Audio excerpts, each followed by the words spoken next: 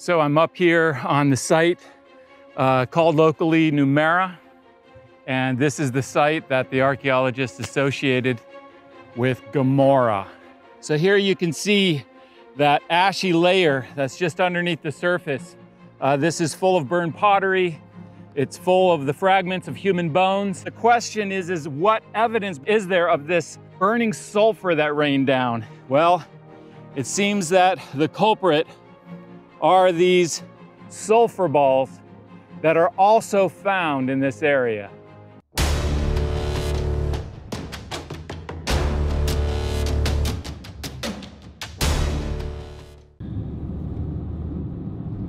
Well, I'm off on a camping trip.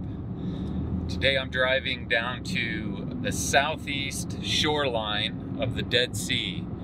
And this is the area that the Bible calls the cities of the plain. It's also the area that has the archaeological sites that date to the time period of what's known as the early Bronze Age. And this is the time when Abraham and his nephew Lot lived. This is the time when the Bible says that the Lord destroyed the cities of the plain.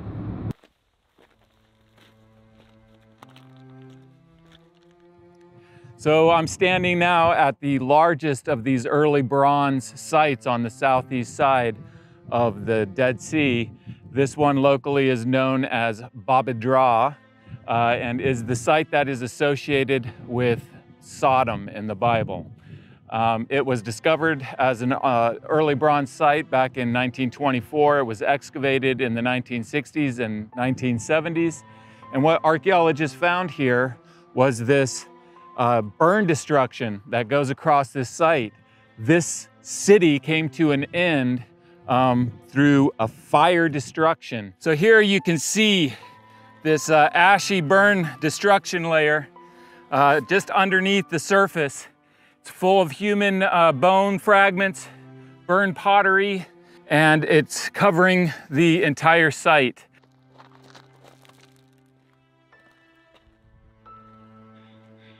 So off in the distance here, you can see Babadra, identified as Sodom. And then right here to the southwest is this massive cemetery that you can see with all these pits that mark its boundaries. And these are formed because of the locals for decades have been coming and digging into these graves looking for antiquities to sell in the antiquity market. And so it's estimated from the archaeologists that dug here back in the 60s and the 70s that there are around 500,000 people buried in this cemetery. And it's just staggering. And what's really intriguing then is that they found a burn destruction across the cemetery that happened at the same time that the city was destroyed. So the city and the cemetery were destroyed in the same fire disaster. And there's no reason why an army would attack a bunch of graves and burn a cemetery. And so this was one of the major reasons that they interpreted the destruction here as being caused by a natural disaster. In the excavation report, they show pictures of the bones in the graves that were warped by the heat. Okay, so I'm just leaving the cemetery of Babadra, that is Sodom, and I'm driving about 8 miles to the south to another excavated site identified as the biblical city of Gomorrah.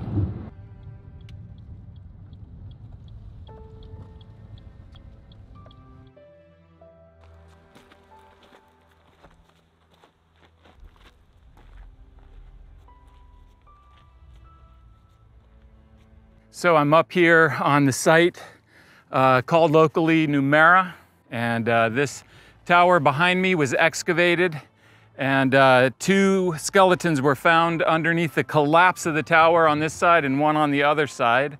There was burn destruction all through here, as you see in the picture from the excavation. However, it does seem like the collapse was able to preserve those skeletons better than most of the human remains here.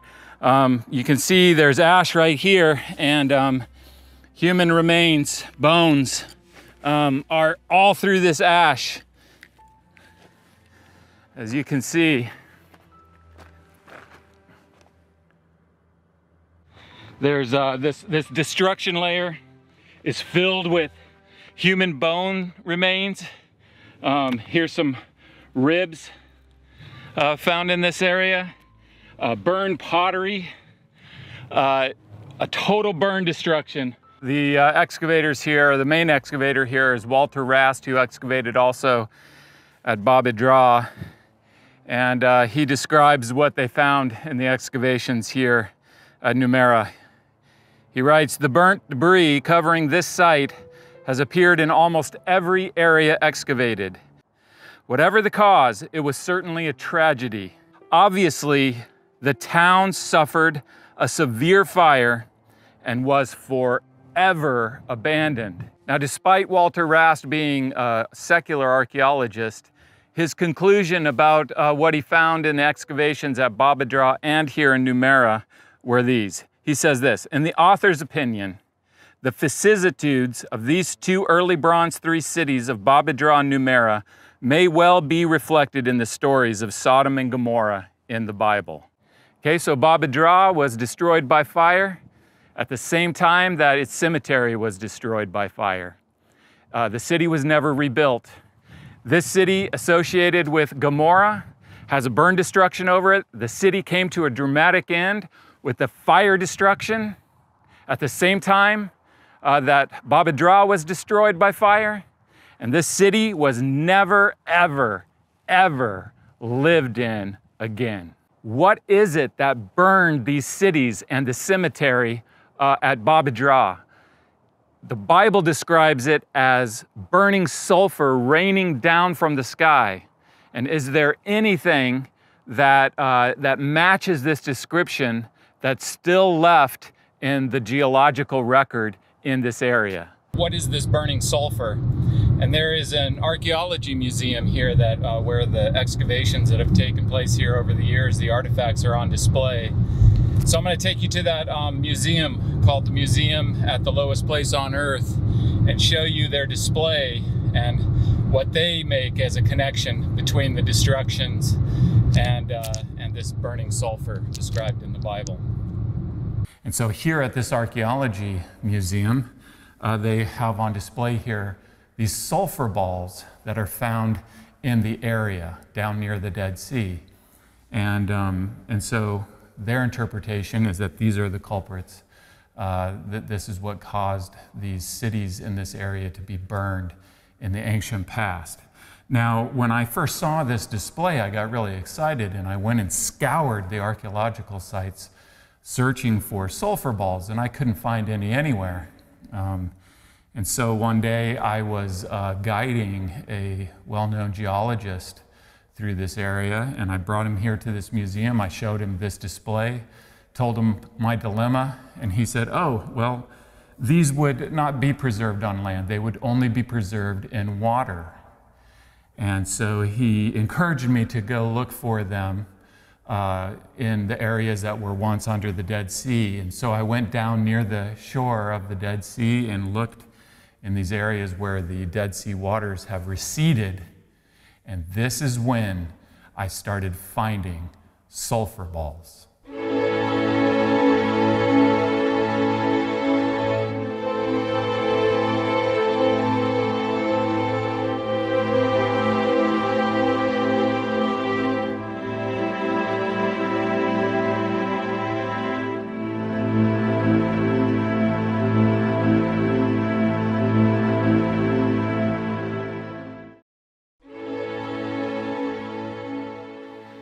Just to give you an idea of how many sulfur balls there are.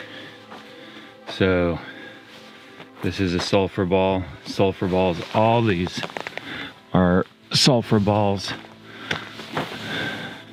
Here, here, here. Look at all of them. There, sulfur ball, everywhere.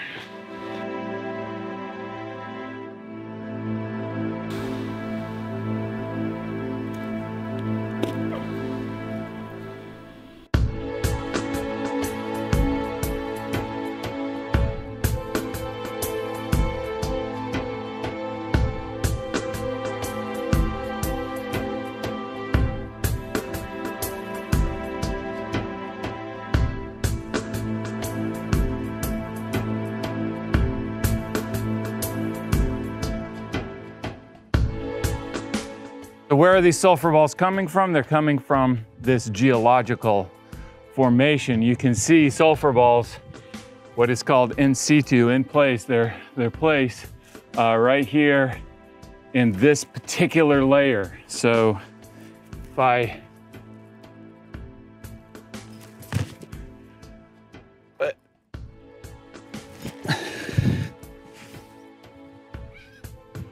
so what they're doing is they're eroding out of this, right? And then washing down in the ravines. And so you have all of these preserved in this geological layer that goes and goes and goes. And so that's where they're coming from. So one thing that I should say is one of the main reasons that I'm doing so much research here is that I'm working on a book. I published and released another book called Where God Came Down. If you're interested in that, it's an archaeological book. You can, I'll put a link in the description below where you can order that. But I'm working on a sequel to that, the next book in that series. And so I'm the first book was all sites in Israel. This book that I'm currently working on takes on more sites from Israel, but also some from Jordan as well.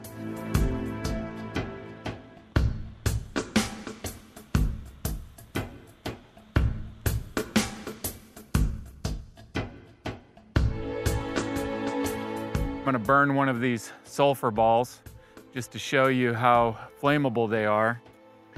I gotta be careful because, man, when you get a whiff of these things, it's really nasty.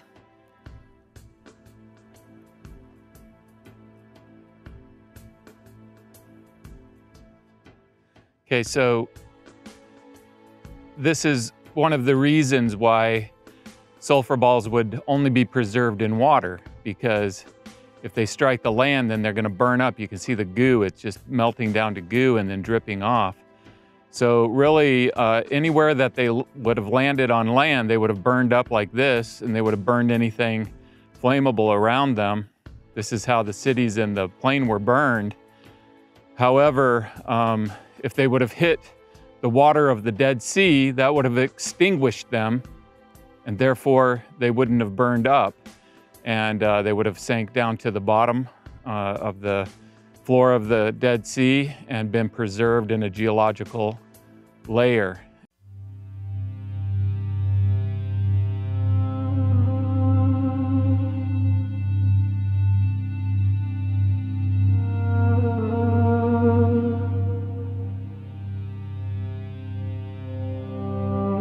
I've lived in the biblical world now for over 15 years. And I mean, things just always end up being more obvious than mysterious. So when you have something described in the Bible and you go to that place and you look it over, you look at the excavation work that's been done, there's always not just a fit, but an obvious fit. And so the more that I explore this land, the more that I excavate in it, and the more that I understand these different places and what the Bible describes in them, the more the biblical account just comes to life and is substantiated. And this is a perfect example of this. We're not talking about a burn destruction layer over just one city. We're talking about multiple cities. We're talking about burn layers over graves in the cemetery. And we're talking about a historical source in the Bible that gives us a description of what happened, describing this burning sulfur that is coming down like rain out of the sky.